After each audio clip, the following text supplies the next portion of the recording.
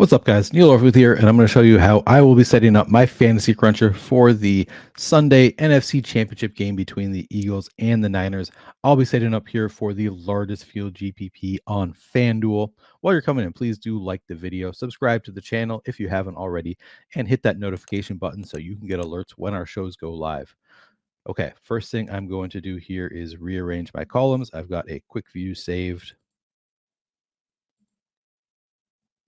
So now I can see in the middle of my screen, ownership projection, my projection, exposure cap, and then how much I get of players once I have run a crunch.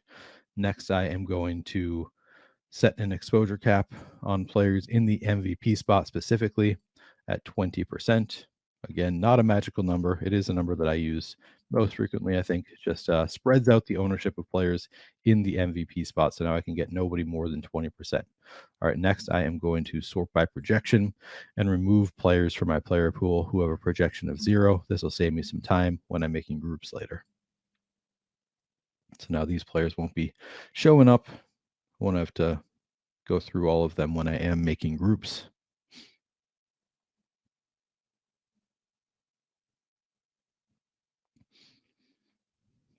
All right, there we go. Remove those players. Now I'm going to go into advanced options. I'll be working in two tabs here, the general tab and the groups tab.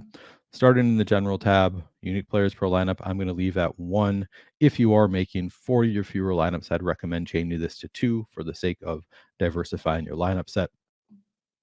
Team salary cap, I'm not going to set a minimum. I will set a maximum, again, for the purpose of just avoiding the most duplicated lineups. Most people want to use the full salary cap. I'd prefer to use less than the full salary cap so that if I'm lucky enough to win, I'm going to win a significant amount of money rather than splitting with 1,000 other people. So I set the exposure cap here at 58,500, leaving 1,500 on the table in every lineup I make. Offensive players versus defense. The default is set to a max of 2 players. I'm going to change that to 4, so I could theoretically have 4 players from one team against just the defense of the opposing team. We did see this win at least once this year on FanDuel. It's definitely a viable type of lineup that not a lot of people want to use, so I want to allow it in my lineup set, even though I'm not going to get to it all that frequently. Exposure cap, I'm going to leave at 100%. I already set a cap on the MVP spot specifically at 20%. And then randomness, I'm going to change this to 30%. If you want more control over your lineups, use a lower number here. You can even use no randomness at all if you want complete control over your lineups. Minimum projection included in calculation, the default is set to 3. I'm going to leave that at 3. If there's a player who I want in my player pool who projects for fewer than 3 fantasy points, I'm just going to manually boost their projection to above 3 to get them into the player pool. And then players from each team max, I'm going to leave at 4, so I can have 4 from one team against just 1 of the opposing team. That'll do it for the general tab. Now I'll move to the groups tab to set some correlations. All right, I'm going to start with a Hertz MVP group.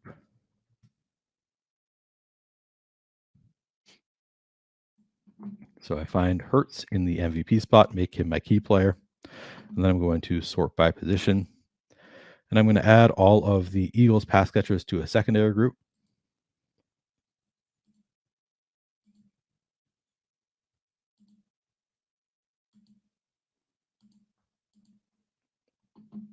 And I am going to include the running backs. I don't think you necessarily need to because Hertz does not target his running backs very often, but I am going to include them just because, they do catch a few passes per game. And for Jalen Hurts, we know he is a great running quarterback, so I don't think you necessarily need any pass catcher in the flex when you have Hurts in the MVP. So I'm not going to require it. I'm going to click this box down here, only apply a plus minus adjustment. So not requiring anybody from this group. I'm only applying the plus minus adjustments that I do here. So now I'm going to set some of those adjustments. I'm going to give a little boost to all of these pass catchers. I'm giving them 12% boost. Again, not a magical number, just something that I found to work to get to about how much I want of the pass catchers.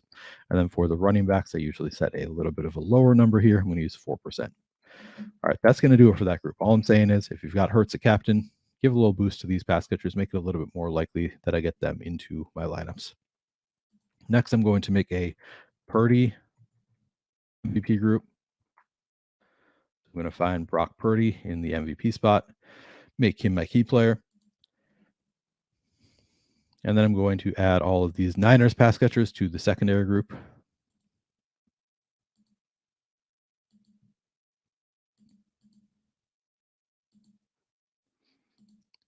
including the running backs.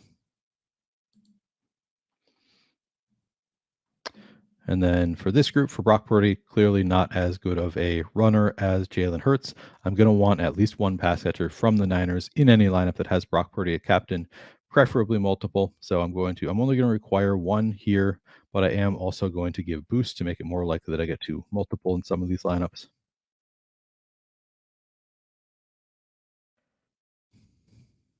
It is worth noting that because I set these groups where I'm giving boosts to the pass catchers with the quarterback at captain, it makes it more likely that I get to lineups that have Brock Purdy at MVP or Hurts at MVP, because those lineups are going to project better because of the boost that I give to the pass catchers automatically. So keep that in mind. That is one thing that happens if you are giving boosts.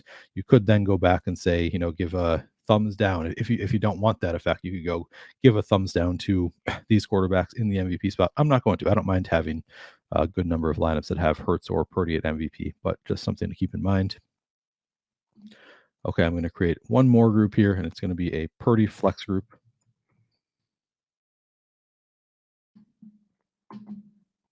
So I'm going to find Purdy in the flex, make him my key player.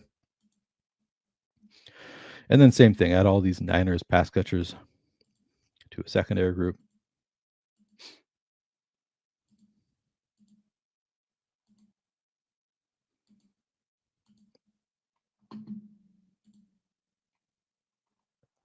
And now because I have Purdy in the flex, I can add the Niners pass catchers in the MVP spot as well.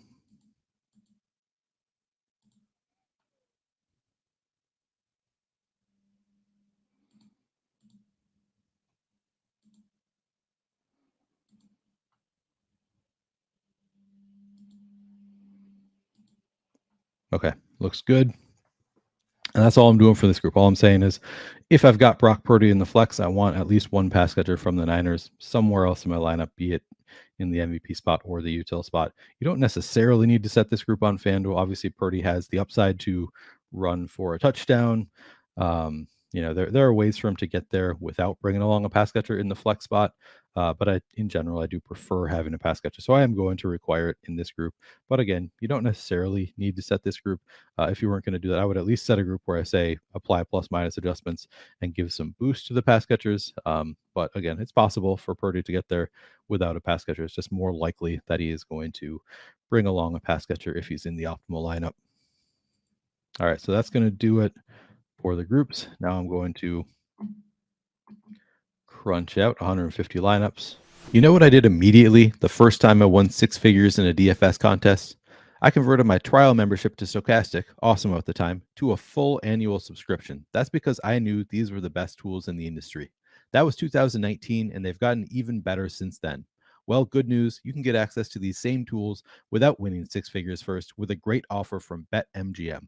You can get 2 months of Stokastic Plus Platinum when you sign up, deposit, and bet at least $10. That's every tool on the site for every sport other than Fantasy Cruncher, a $240 value. All you need to do is click the link in the description of this video, follow the steps, and deposit $10 or more, and place a bet of $10 or more on whatever you want. And when that bet settles, MGM will hit you up with how to get your subscription to Stokastic. You don't even need to win the bet. On top of all that, you also get bet insurance on your first bet up to $1,000. That means if you win the bet, you get the money. If you lose the bet, you still get your money back and site credits. It's a great deal from BetMGM and a long trial subscription to the best DFS tools out there. The legal age for gambling in most states is 21 plus, and if you or someone you know has a gambling problem, call or text 1-800-GAMBLER. Reminder, make sure you use the link or use promo code PLATINUMSUB or we won't be able to track you.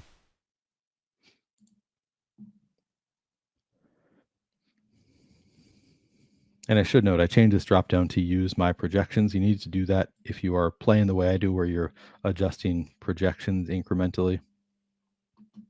All right, so now the two things that I look at after I've set those groups, I look at the lineups themselves, and then I look at my player exposures. Starting with the lineups, okay, Hurts with multiple pass catchers, looks good. Purdy with One pass catcher is fine. I only required one intentionally. And then I've got Hurts in the flex without any pass catcher. So this one, I don't totally love this lineup with Purdy with just one, with Purdy in the MVP spot specifically with just one. I typically prefer to have multiple Niners if I've got Purdy in the MVP spot. And then Hurts with no pass catchers. This lineup, probably not my favorite, but it's viable. I did intentionally include that type of lineup in my set.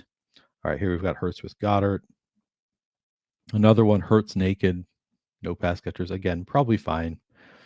Probably need a low scoring game for this to be optimal, for Jake Elliott to be the optimal MVP. It's gonna be tough to get there, but it's possible. Another Hurts naked, Hurts with Goddard. Yeah, so I'm running into a lot of Hurts naked lineups. Okay, now we're getting a few with Hurts with other pass catchers. Maybe more than I'd like Hurts without any pass catchers. But we'll see. Instead of going and changing anything with the correlations, I'm just going to go up to my player exposures. Look at those. Maybe I'm just not getting much of the Eagles receivers. We'll see. All right, so starting at quarterback, I'm getting to a whole lot of Jalen Hurts, decent amount of Brock Purdy. Running back, okay, so I'm not getting a much Christian McCaffrey at all, 3%. I think that would be a mistake. I think I'll want to have more than that of Christian McCaffrey. So I'm going to give him a little boost. Miles Sanders, 5%, probably want more than that. 34% Eli Mitchell seems a bit much, but not going to change his projection for now. If I give Kenneth Gainwell a little bit of a booster, I can see. So I'm getting 34% Eli Mitchell. He's 8,000. Kenneth Gainwell is also 8,000. I could give him the same projection as Mitchell and split them up. I'm going to give him a slightly lower because obviously we do have Mitchell projecting significantly better than Gainwell. So I'm going to give Gainwell a lower projection, but I'm going to try to get to a little bit more than 5%. Boston Scott, not currently in the player pool. I'm going to give him a boost to get him into the player pool. And then Kyle Juszczyk, I'll give him a boost up to 3, get him into the player pool. Wide receivers, okay, so here's why I'm getting so many of those naked Hurts lineups. These guys just don't project all that well point per dollar. So I am going to adjust that here. Going to make it a little bit more likely that I get to some of these Eagles pass catchers. All right. Debo only getting to 14%. Maybe I want a little bit more there. 5% Devontae Smith. I'm going to give him a boost. I should sort by salary here. All right, I'll give him the same projection as Debo. I should then get more of Debo because he's less expensive.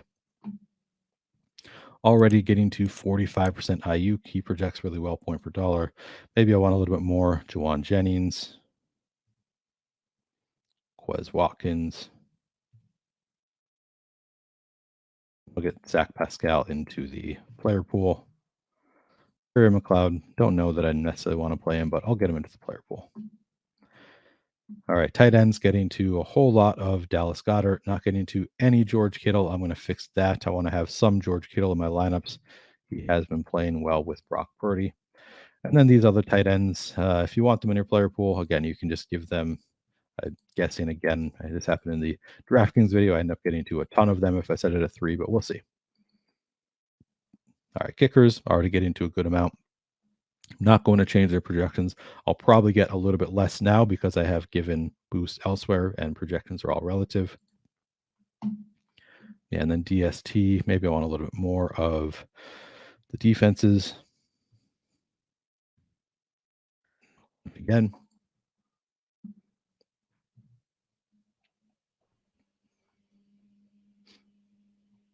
All right, so right away, well, I'll look at the player cards first. So the lineup cards. Okay, Hurts at MVP with multiple pass catchers makes sense. I gave boost to AJ Brown, Devontae Smith, so I'm getting a little bit more of them. I should get more of them correlated with Hurts. So right away you see Hurts with multiple looks good. Hurts with Goddard here.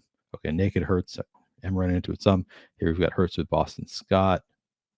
Hurts with Goddard and Sanders, Hurts with Brown. So I'm getting to more of Hurts with the pass catcher instead of naked Hurts. Still run into some naked Hurts, but less than I was before, which I'm happy with. If I'd rather have fewer lineups that are Hurts by himself. More often than not, I am going to want him paired with pass catchers. So I am seeing. I think I'm liking these lineups better than I was liking those before, where I am having Hurts more often paired with at least one pass catcher. Still running again to some of these Hurts naked, but again, that's fine.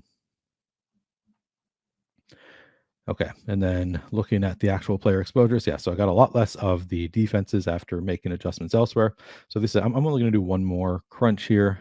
So I'll show you what I would do just looking at it. I probably want more than 8% of the Eagles. I'll give them a boost. Probably want more than 5% of the Niners. Going to give them a boost. Kickers, yeah, came down significantly. I'm going to leave them where they are. Maybe I'll give a slight boost to Jake Elliott. Tight ends, yeah, as expected, I got to a lot of these tight ends who I gave a minimum projection to. So what I would generally do in this case, I could, if I just keep adjusting other players, I'm going to get less of them. But the quicker solution here is just to go into advanced options, change this minimum projection included in calculation to 2, and then I can lower those guys' projections a bit because I don't think I want 10% of these guys.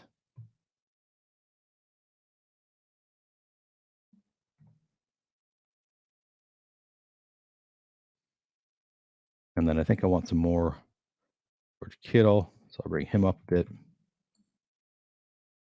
Wide receivers, yeah, you can see I'm getting more of these guys, still probably more than 13%. A.J. Brown.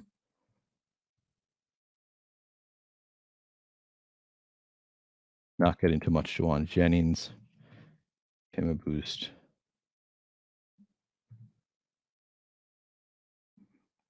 Quez has come up a little bit. Now, if I leave Pascal and Ray McLeod where they are, probably shouldn't change much because I'm going to be getting less of those tight ends. We'll see. And then, yeah, now 5% use check seems about right. 7% Boston Scott. Yeah, if he's coming at 2%, I'm going to have interest in that. Kenneth Gainwell at 4%, I would also have interest in. So I'm actually going to give him a little boost right away, along with Eli Mitchell. And then maybe a little bit more Miles Sanders, more Christian McCaffrey.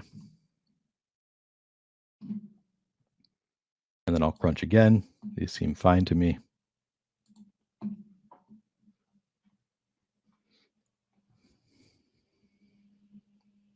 Okay, Purdy came down a bit. Again, that I'm not going to keep crunching, but I would probably go and, boost up Purdy a little bit at this point.